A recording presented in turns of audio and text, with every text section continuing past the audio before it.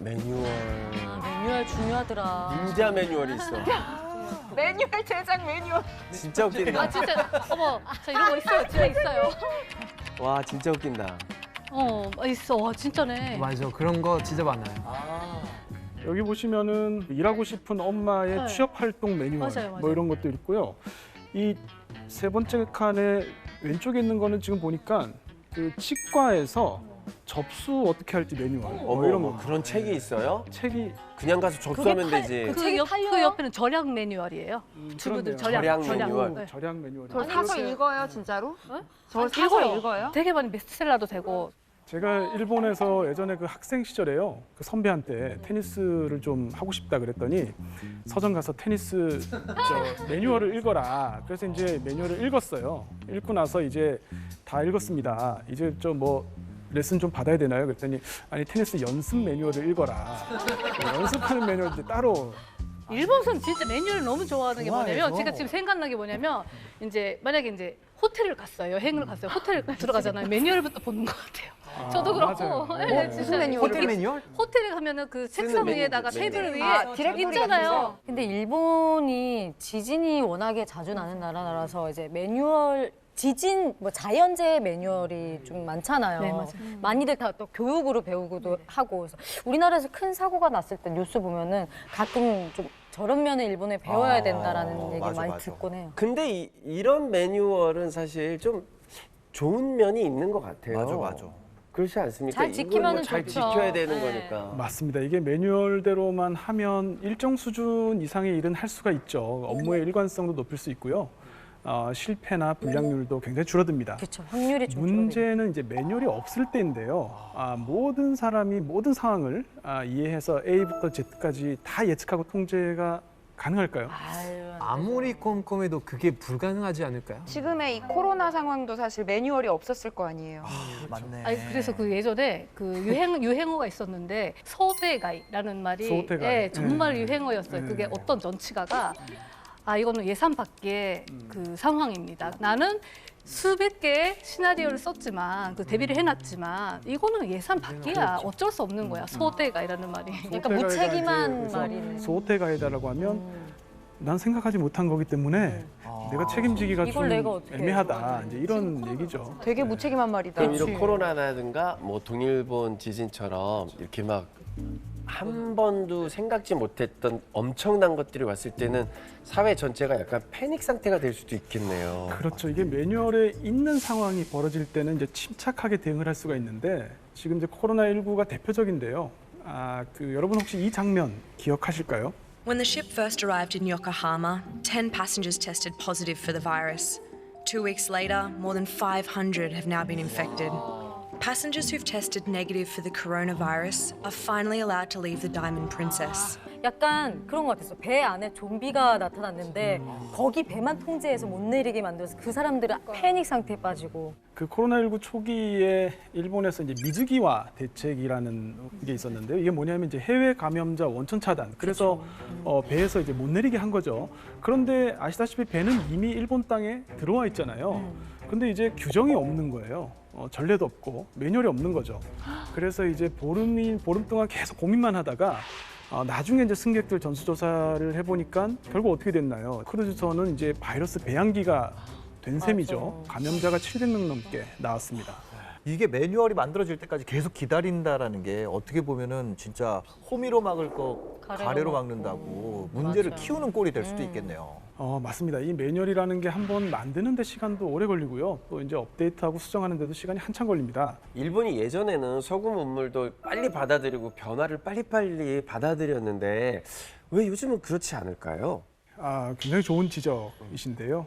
아시다시피 일본은 1868년에 메이지 유신을 했죠. 그래서 아시아 최초의 근대 국가를 이뤘는데 그 과정에서 이제 21세기 일본의 아이러니에 대한 답을 찾을 수 있을 것 같습니다.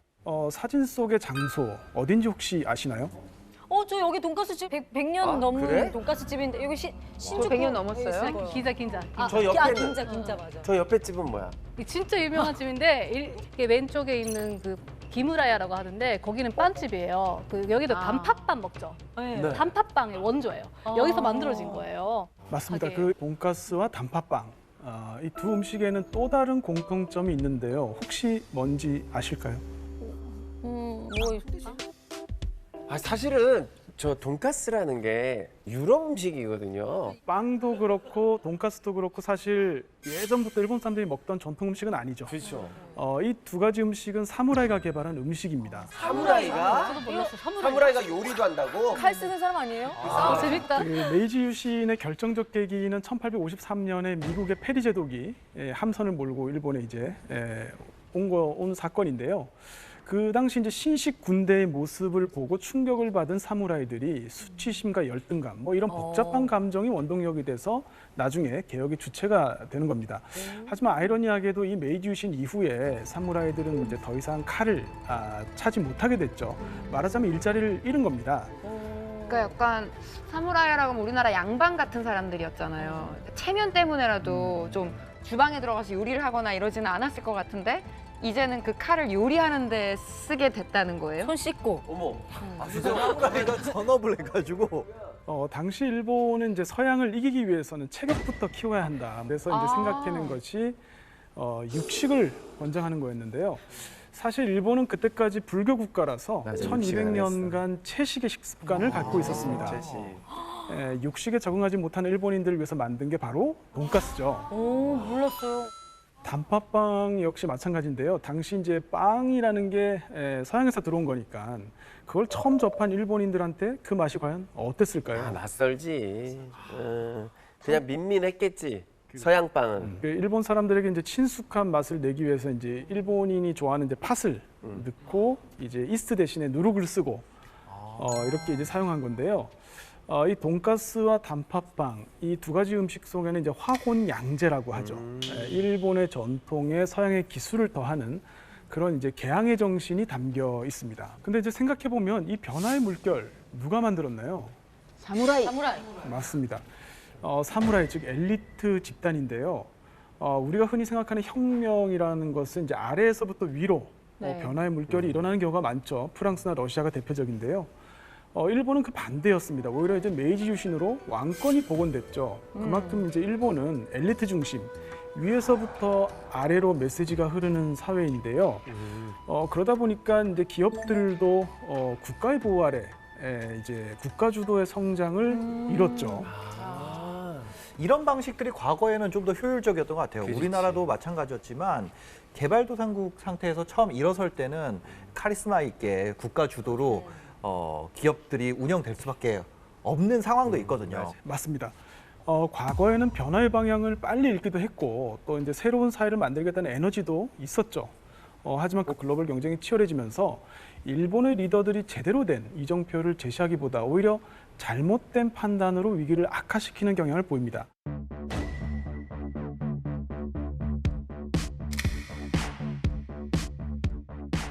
I didn't know what I was doing till I was doing it. I didn't know where I was going till I abused it. 들어보셨을지 모르겠는데 일본에서는 와라는 문화가 있습니다. 한자로 하면 화입니다. 그 사이좋게 밥을 나눠 먹는다는 한자에서 유래한 건데요. 조화로운. 그렇죠. 조화할 때 그 화인데요. 사람들끼리 사이좋게 지내는 것을 의미합니다. 화. 우리가 이제 일식을 와쇼크라 그러죠. 맞아요. 또 이제 일본의 전통어 우리 한복에 대응되는 단어가 이제 와후크라고 합니다. 그래서 그 와는 사실 일본 그 자체를 뜻하는 말이기도 합니다. 이렇게 된 데는 섬나라라는 지형적 특성도 좀 작용을 했는데요. 일본은 섬나라죠. 그러니까 안에서 싸우면 어떻게 되나요? 자멸해요. 그렇죠. 도망가봤자 일본입니다. 그래서 싸움은 곧 공멸을 뜻하죠. 결국 이제 남에게 폐해 끼치지 않고 알아서 상대방을 미리 배려하는, 신경 쓰는 그런 문화가 상대적으로 발달을 했다. 이렇게 볼 수 있는데요. 아마 일본에서 지하철을 타보시면은 이런 부분들 많이 느끼셨을 겁니다. 네. 저희 일본 진짜 자주 갔었는데 지하철에만 들어가면은 다 책을 보거나 핸드폰, 기타에 이것만 하더라고요. 그리고 전화가 오면 아무 대화도 안 하고 침도 못 삼키겠어. 너무 네, 조용해서. 진짜 너무 아무 숨 쉬는 것도 되게 뭔가 미안하더라고요. 아 진짜요? 저 옛날에 어떤 게 있었냐면 그 술을 따라주잖아요 누군가 저한테 그 보통 감사합니다를 하는 게 맞죠. 네. 저는 스미마셍. 스미마셍 아리가토를 스미마셍 그러니까 폐를 끼쳐서 죄송해요. 뭐 그런 뜻인데 어쨌든 그래서 이제 그런 문화다 보니까 그 수직적인 문화잖아요. 그래서 이제 부하가 상사에게 좀 대든다던가 그런 거 절대 있을 수 없는 그래서 일이에요. 약간 국회의원들이 그 입법부에서 어떤 뭐 행정을 만들거나 법률을 만들었을 때 그거를 사법 최고기관에서 그 위헌이다 이런 말을 잘 안 한대요. 위헌 판결이 없는 나라래요 거의. 그러니까 판결을 뒤집는 일도 그냥 안 하고 이거는 사회적으로 합의가 된 거다라고 생각하고 넘어간다는 거죠. 경우가 많아요. 반기를 드는 사람이 별로 좋은 없고. 지적을 많이 해주셨는데요. 왜 일본이 리더의 말에 복종하고 대항하지 않는지 또 다른 코드 속에서 이유를 살펴볼 수 있습니다.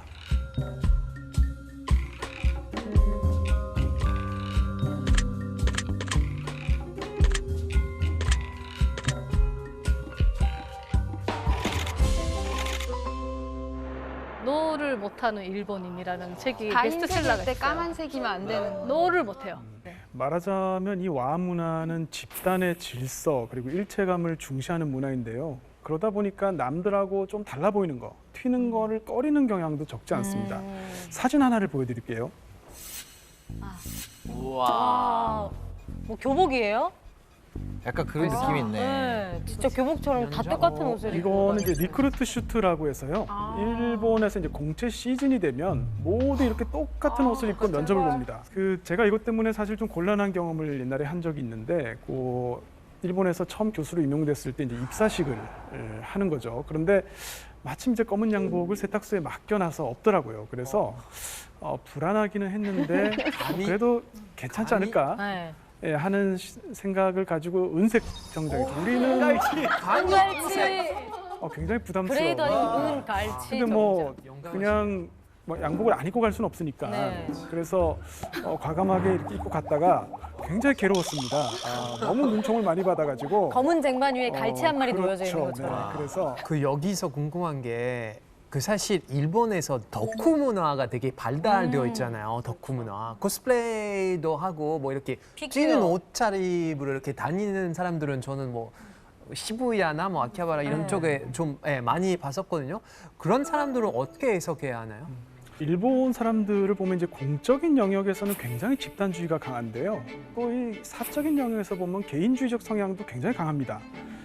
이 다름을 허용하지 않는 획일화된 사회 분위기 속에서 오히려 나 자신, 나만의 기호나 뭐 취미 이런 내면에 집중하는 반대 성향도 함께 보인다고 볼 수 있죠. 누가 이렇게 표현을 했더라고요. 오로지 허용되는 건 사회 안정을 위협하지 않는 고립된 일탈이라고. 근데 전 정말 공감했거든요. 그래서 덕후 그러니까 문화가 좀. 개인적으로 그렇게 사적인 영역에서 내가 내 개성을 표출하고 뭐 표현하고 이것까지만 오케이를 하는 거고 그거는 순수히 고립이어서 일종의 무관심이라고도 하더라고요. 그게 남한테 피해를 주면 안 되는구나. 네, 그러니까 피해만 주지만 나도 너한테 피해 안 줄게. 근데 덕후 하니까 생각난 게 우리가 또 일본 여행을 가면은 옛날에 J-팝에서 엑스제팬에서 J-팝을 되게 많이 들었던 기억이 있는데 항상 들리는 관광지가 그 J-팝 CD 판매점이었던 것 같아요. 근데 요즘은 K-팝에 너무 열광을 해서 J-팝은 지금 어떻게 됐는지 너무 궁금하거든요. 뭐 어떤가요? 루미코 씨가 일본 아이돌 출신이에요, 여러분. 맞다. 그렇게 뭐 설명 좀 정말, 해주세요. 네, 그렇게 뭐 훌륭하고 뭐 인기가 좋고 그런 건 아니었는데 어쨌든 직업은 그랬어요.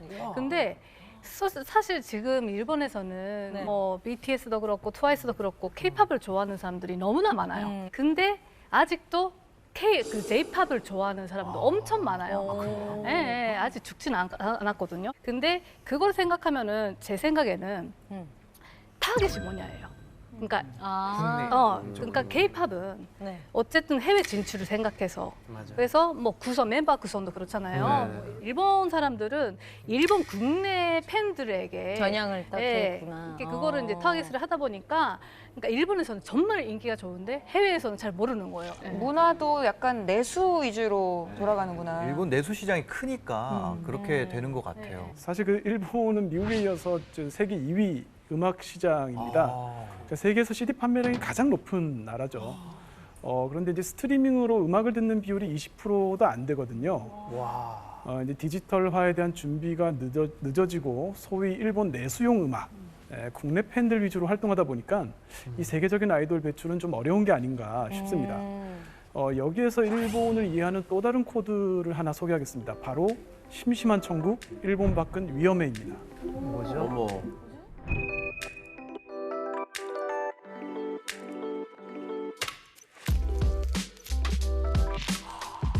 심심한 천국? 일본 밖은 위험해? 그 일본은 GDP의 한 80%가 내수로 이루어진 나라죠. 여기에 이제 제가 앞서서 와문화를 말씀드렸는데요. 일본은 그 일본 사회 내부의 관계를 굉장히 중시하는 그런 나라이기도 합니다. 일본 내에 어떤 조직에 속해 있는지 또 어떤 학교를 나왔는지가 소위 출세에 많은 영향을 미치죠. 그래서 글로벌 사회의 풍경하고는 좀 다른 모습도 보이는데요. 이 그래프를 한번 보시죠. 보시는 화면은 미국에서 유학 중인 외국인 학생 통계입니다. 진짜 적다 일본은. 중국 학생이 제일 많죠. 36만 명이고요. 그 뒤를 이어서 인도, 그리고 우리나라가 세 번째에 있습니다. 5만 2천 명 정도 와, 되고요. 진짜 많이 나왔다. 근데 일본은 한 18,000명 정도로 우리나라의 한 3분의 1 수준에 불과합니다. 왜 그러지? 오히려 많다고 느꼈는데. 아, 그래요? 저것도 많아요? 네, 저도 미국에서 잠깐 대학 다닐 때 아시아 친구들 사귀었던 친구들이 홍콩 아이들, 대만 아이들, 인도 아이들. 근데 일본 친구는 없었어요. 실제로 일본 내각부에서 한국, 미국, 영국 등 7개국을 대상으로 인식조사를 했는데요. 유학하고 싶냐라는 질문에 한국 학생은 한 10명 중에 6, 7명이 그렇다라고 답했는데요. 일본은 딱 3명만이 유학을 하고 싶다고 답한 건데요. 잠깐 확인해 봅시다. 우리 6분의 우리 방청객이 네. 나라에서든 아니면 내가라도 돈을 다 4년 내내 유학비를 지원해 준다. 미국으로 유학 가고 싶은 사람 손 들어봐요.